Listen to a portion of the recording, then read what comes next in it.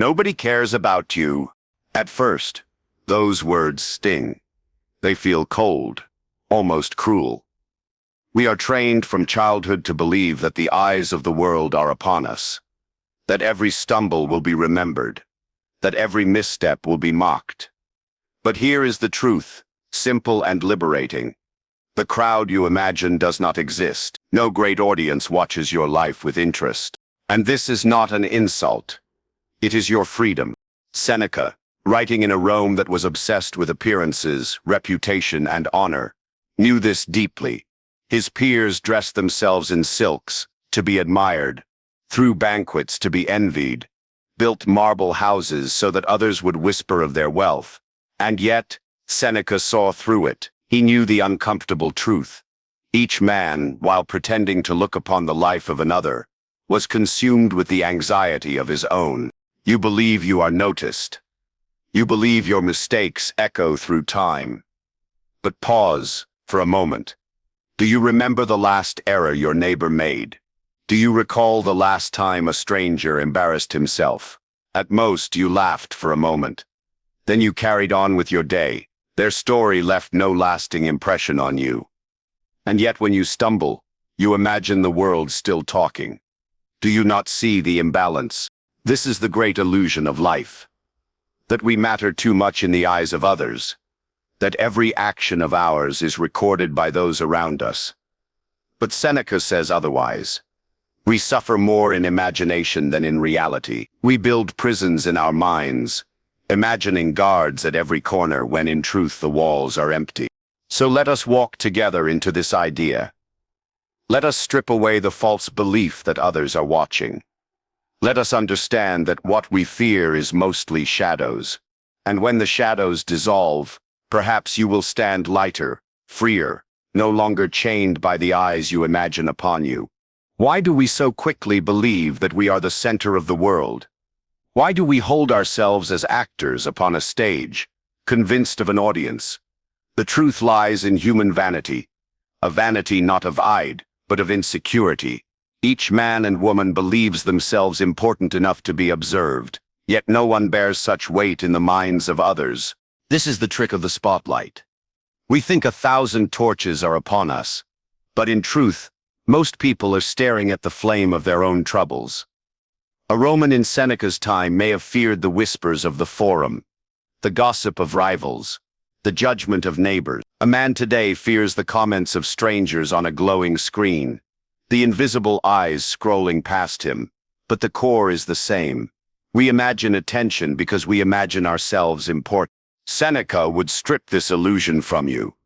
He would remind you, you are disturbed not by things, but by the view which you take of them. When you believe that all are watching you, the world feels heavy. When you see clearly that each person is wrapped in his own anxieties, the weight lifts. Look closely at the people around you. Do they appear as calm observers of your life? Or do they rush, anxious, consumed with their own matters? That man who walked past you, he is worried about his debt.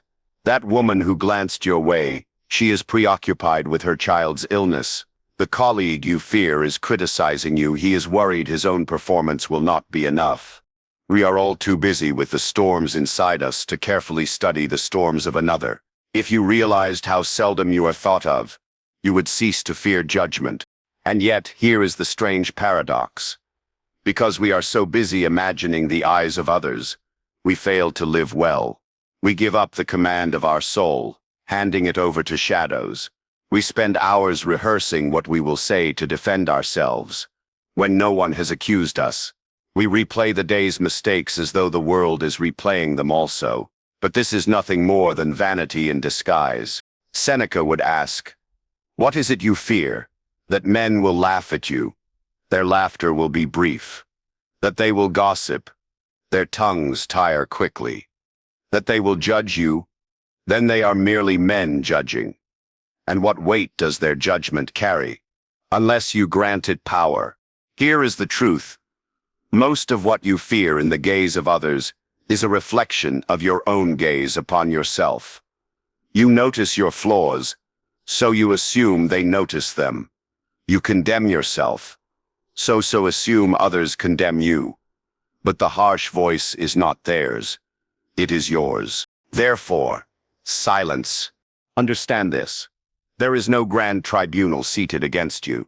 The court is empty, the gallery bare. You walk freely, unobserved. Live accordingly. If most eyes are not upon us, why then do we continue to live as if they are? Because we have trained our imagination to be our jailer. Seneca says, "We suffer more in imagination than in reality." And nowhere is this more evident than in the realm of worry. Think of the countless nights you have lain awake, mind racing. You rehearse tomorrow's meeting. You replay yesterday's awkward remark. You imagine the judgments of friends, the whispers of strangers, the punishment of 8. Hours pass. Your heart grows heavy. And yet, when the morning arrives, nothing occurs as you feared. The world greets you indifferently. The storm you dreaded dissolves into ordinary weather. Tell me, how many of your anxieties have ever come true? How many times has the disaster you imagined struck in the very way you pictured it? Very seldom, and yet you paid the price of suffering syphilis. First in dread, then in reality. Seneca warns us against this self-inflicted torment. To anticipate pain before it comes is to extend pain beyond its boundary. If the blow is to strike, let it strike once, not again and again in your imagination. And if the blow never comes, then you have suffered needlessly.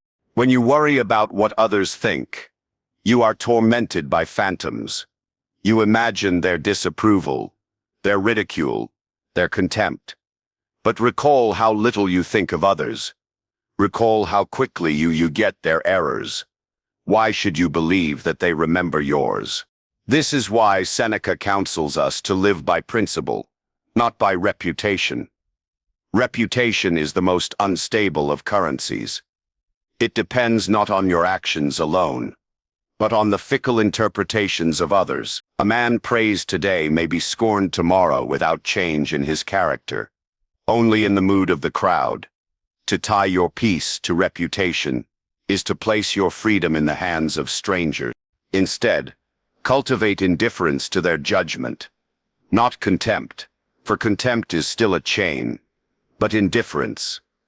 Let them think what they will. It is not your burden. What matters is your virtue, your alignment at reason, your constancy in the face of fortune. When you strip away the false weight of worry, life grows lighter. The anxieties that once paralyzed you dissolve like mist. You see that much of what you feared was nothing at all. You wasted energy guarding shadows. So live differently. The next time you feel the burn of shame, the heat of imagined eyes upon you, pause. Ask yourself, is this real, or is this the theater of my imagination? Am I suffering now, or am I rehearsing suffering that may never arrive? Seneca would urge you to choose the present, not the shadow. To endure what is real, not what is imagined. To live free from the chains of nothing. When a man gives himself over to worry, he does more harm to himself than fortune could ever do.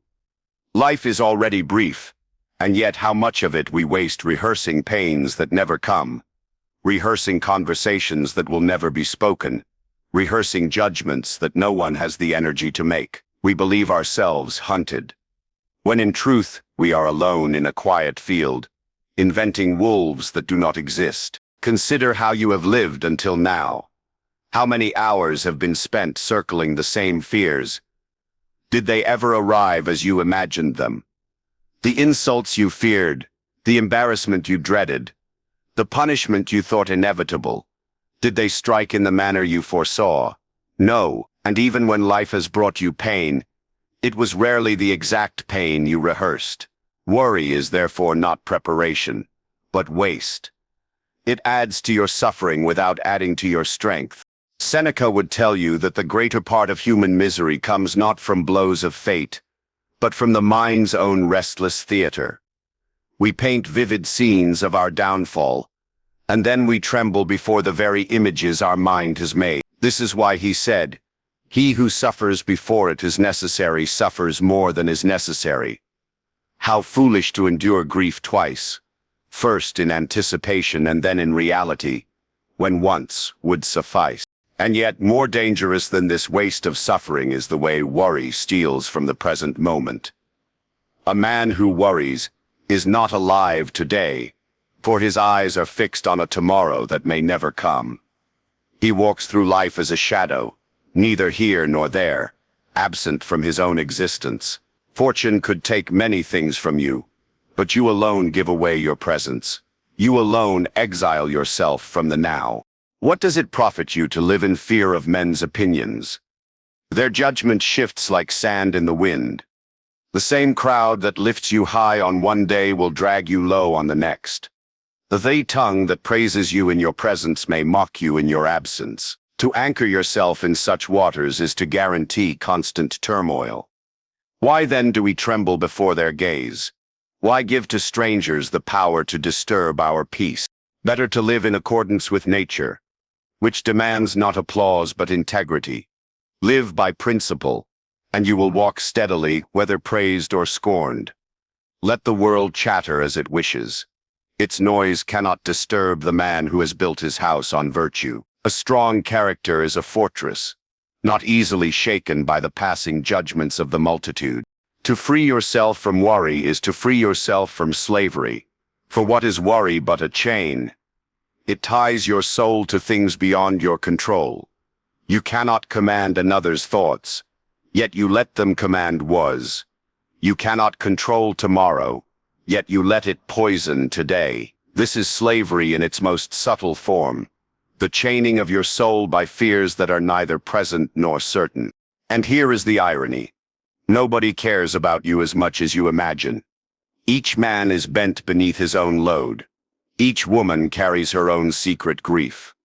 The eyes you fear are turned inward, not out. They are preoccupied with their own reflection, their own missteps, their own desperate attempt to appear strong while trembling inside.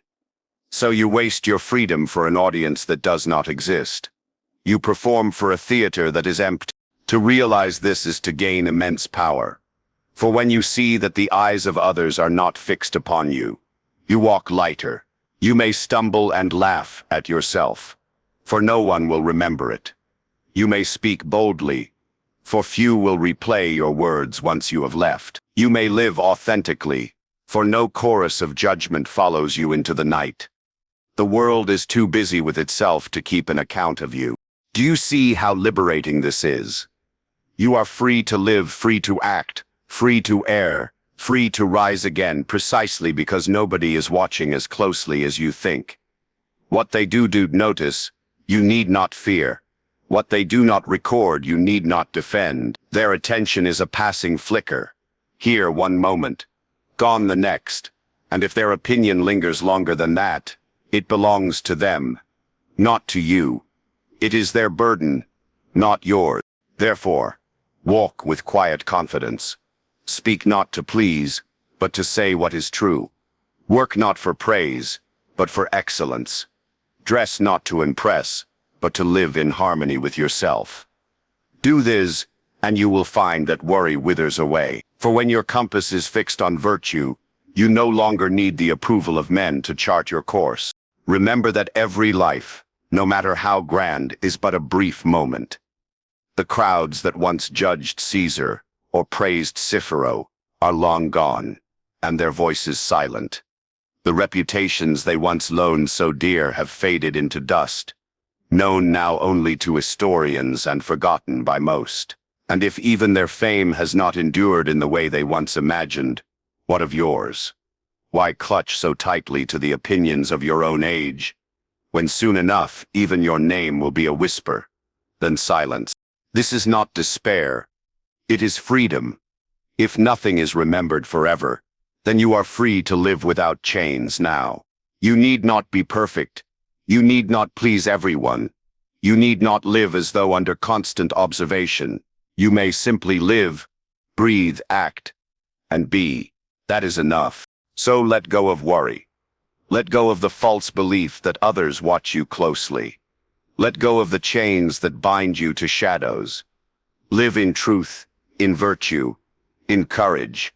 Nobody cares you in the way you fear, and that is your salvation. For it means you can finally stop performing, stop hiding, stop suffering for nothing. The world is not your judge, and if it were, its judgment would be fleeting. Your only true judge is reason, and reason will always remind you of this, that the time you spend worrying is time you have wasted, that the life you spend chained by imaginary eyes is a life unlived, and that the greatest gift you can give yourself is freedom from fear. So stand tall, walk freely, be indifferent to praise, and equally indifferent to scorn. Live in such a way that your peace comes from within, not from without. Then you will understand the great secret Seneca left us, that nobody cares as much as you think, and in this lies your liberation.